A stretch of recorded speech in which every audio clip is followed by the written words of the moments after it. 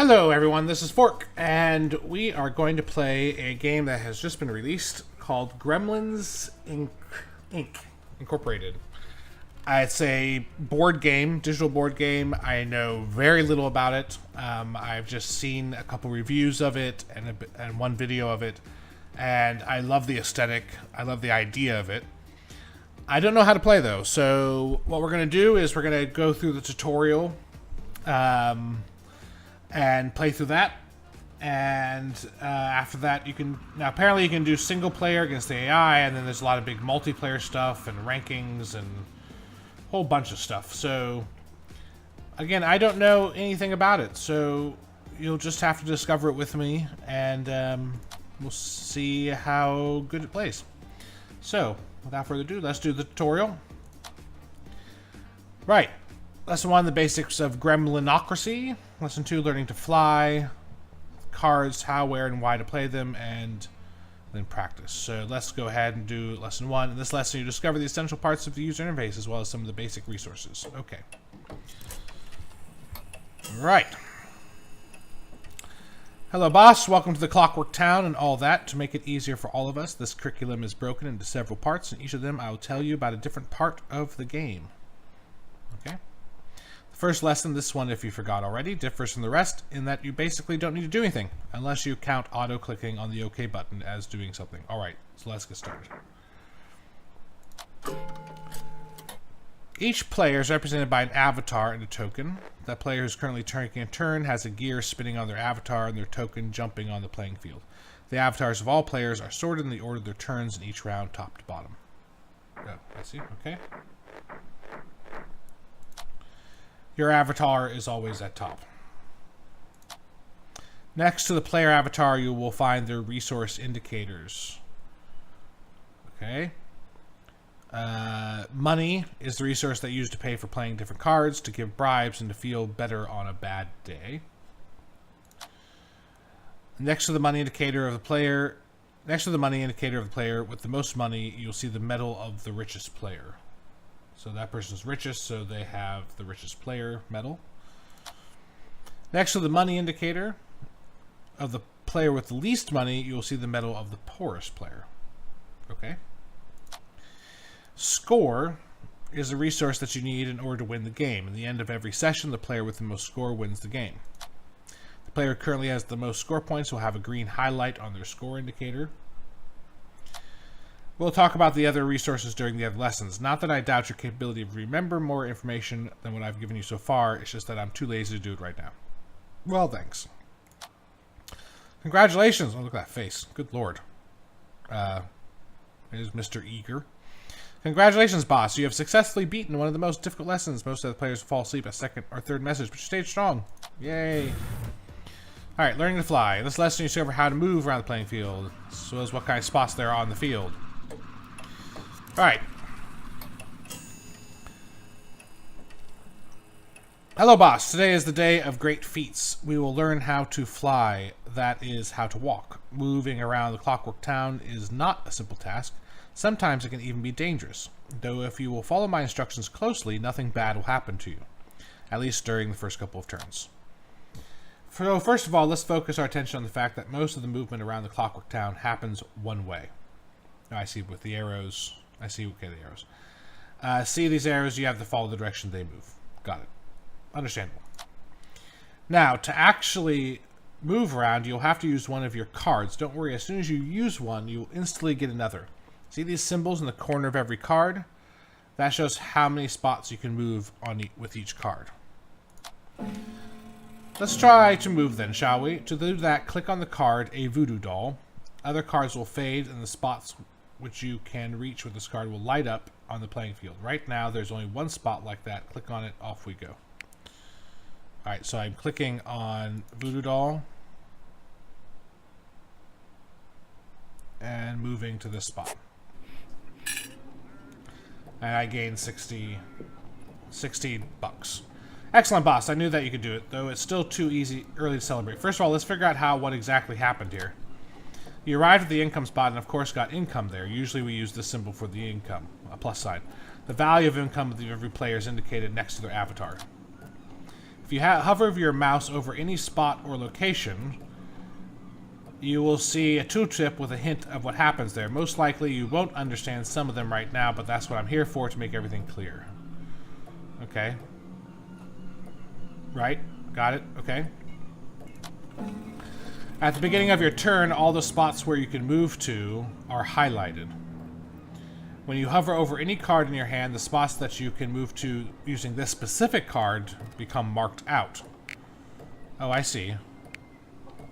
Yeah, I see how that's changing the board. You see that? Right?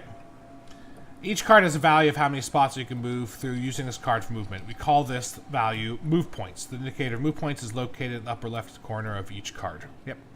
Got it? Let's try to move again, shall we? Just to make sure you got the lesson, use the card the jackpot to move to the police spot. So I would take this and move to the police spot, which is a pay something or roll the dice. If you roll 1, you're arrested.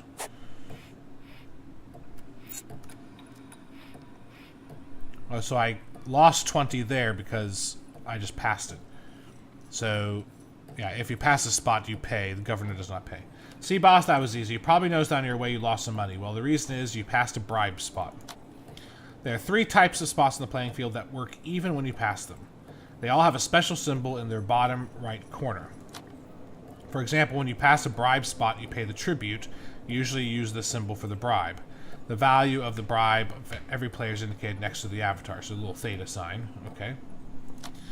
And now let's sort things out with the police spot, where you so carefully stop on. Usually, policemen love to inquire about your business, which brings with it a chance of getting yourself arrested.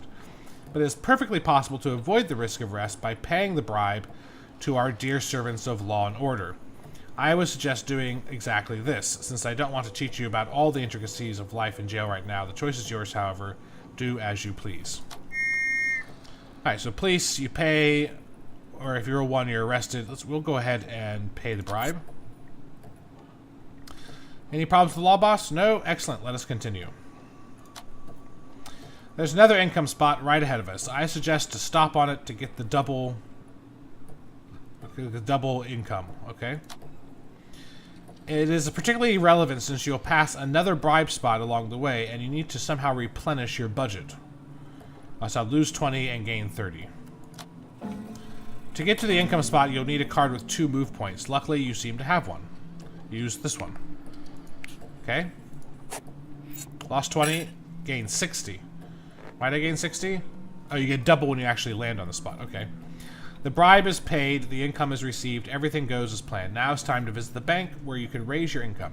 Once you do that, you'll get more money on every income spot, which is a nice thing all in all. Okay. There are 2 spots left to reach the bank, but you don't have any cards with 2 moves left. That doesn't mean that you can't get there, though. The bank is a special kind of spot that is usually called a location. There are 11 locations on the playing field, and each of them is unique. All of them look like little houses, and you can stop on each of them if you move with a card that has more move points than is needed. And that is exactly what we're going to do now. In general, you can move to the bank with any card on your hand, but there's something else I want to show you. See this new card that you got in place of the runner bomb? So this is a magic trinket. It allows you to move 3 spots forward, and also has a strange symbol next to its move value. This symbol means that this card has a special rule that kicks in once this card is used to move around. Hover over the symbol to find out what the rule is. Give 20 or plus $20 when you use this card to move. Oh, that's nice.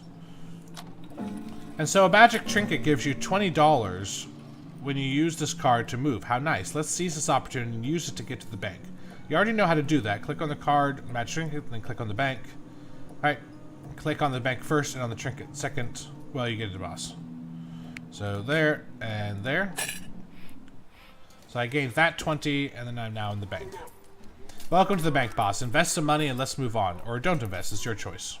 You may pay 50 investment to gain a plus.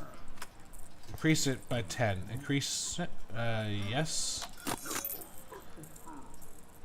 So does that mean... Oh, all of those went up by 10. All these pluses went up by 10. That's nice. I have great news, boss. You're almost done learning how to move. There's just one small thing left to mention. See this card? It's called the Poser, and it has a question mark instead of move points. When using this card like this to move, special move rules apply. Hover over this special symbol to find out exactly what they are. Alright, so move points. To use this card to move, you roll the dice and you move accordingly. Also,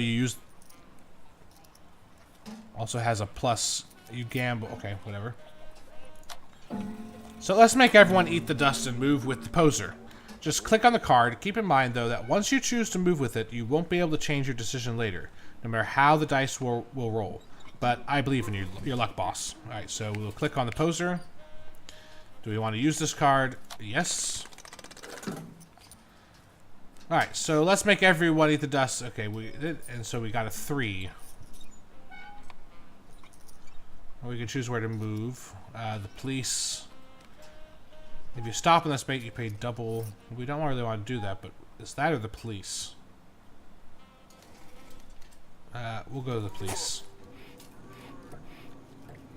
You've done it, boss. Now you can move around the Clockwork Town with no help from me whatsoever. Of course, strolls like this can end up rather badly, since I haven't taught you yet to build a proper business.